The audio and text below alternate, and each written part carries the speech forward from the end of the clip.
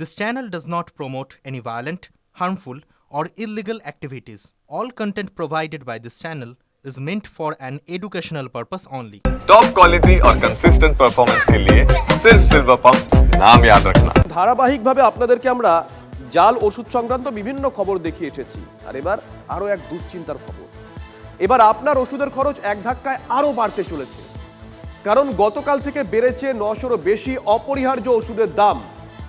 সাধারণ জ্বর জ্বালা, সর্দি কাশি থেকে শুরু করে সুগার, ক্যান্সার ওষুধ কিনতে গেলে গুনতে হবে অতিরিক্ত টাকা।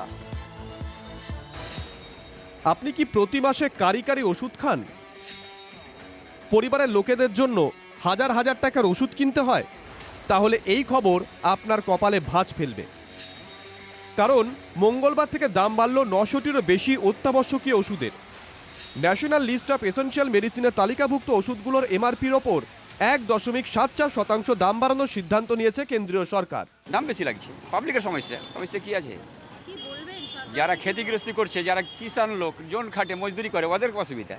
নকরি কি আছে, পয়সা পাচ্ছে, দিচ্ছে, ওদের বেতন বাড়তেই যাচ্ছে।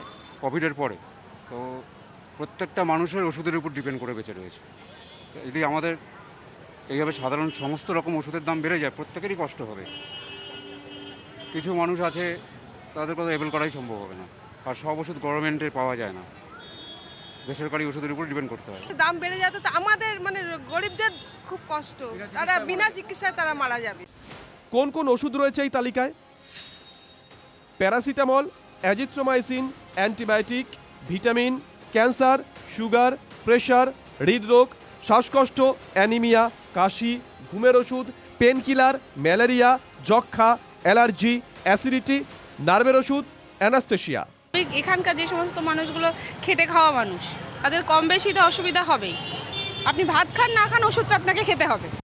ওষুধের দাম বাড়লে তো আমাদের অনেকই অসুবিধা। ওষুধের দাম না বাড়াটাই দরকার। অসুবিধা হচ্ছেই তো, হলো কিছু করার নেই, বাধ্য হলে আমাদের নিতে হচ্ছে। আরও দাম বৃদ্ধিতে ওষুধ কোম্পানিগুলো লাভের করেই গুনবে, ক্ষতি যা হওয়ার হবে সাধারণ মানুষের। প্রত্যেকটা ওষুধ প্রায় 13 টাকা থেকে 19 টাকা বা 20 টাকা তার চেয়ে বেশি বেড়ে গেল। বিরাট লাভ করবে ওষুধ সংস্থাগুলো, যারা নির্মাণ সংস্থা তারা করবে, ডিস্ট্রিবিউটার, ওষুধের দোকান, সব। ওষুধের দাম যদি নিয়ন্ত্রণ না করতে পারে তাহলে কিন্তু মানুষ কম দামি ওষুধ, তখনই যত কম দামি ওষুধ হবে তখনই ওই জালিয়াতি, চুরি এগুলো কিন্তু হবে, নিম্নমানের ওষুধ বাড়বে। মোদি এবং বিজেপি মানুষকে এপ্রিল করছে, যা বলেন তার কোনোটাই হয় না। 700-800 ওষুধের দাম বাড়িয়ে দিয়ে কার পক্ষে তিনি কাজ করছেন এটা বোঝা যাচ্ছে না। দ্রব্যমূল্য বৃদ্ধি রোধ করতে না পারে তিনি কার উপকার করছেন সেটা বোঝা যাচ্ছে না। পুরো ব্যাপারটাই তো একটা এপ্রিল ফুল।